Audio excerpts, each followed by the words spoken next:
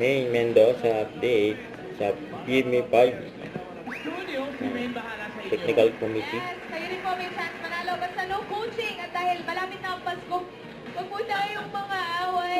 Get love or Christmas tree. Wow, hindi kompleto pag wala yung mensaheng yun. Oh. Back was 5,000 pesos galing sa Birch Street 45. Siya last Summer Cuts of the day. Let's go, Summer Cuts! Good luck!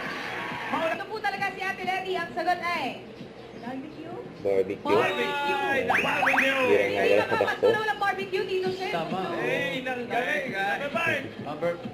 Barbecue? Mali. Han. Ako, si Mami Maribeth, butterfly.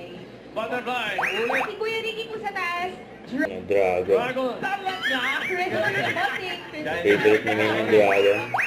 Doon sa may nagsabi ni Dragon. Number 5. Dragon! Sinakyan ni Mama Mary. Oh, ano ba yun? Mali. Sa kusina yun eh. Next word po. Sapatos, medyas, brief, medyas. Next word. Okay, go. Nasa loob ng bag. Hindi. Kaya sa loob daw ng bag ang air Nasa flyer. kwarto? Hindi. Sis?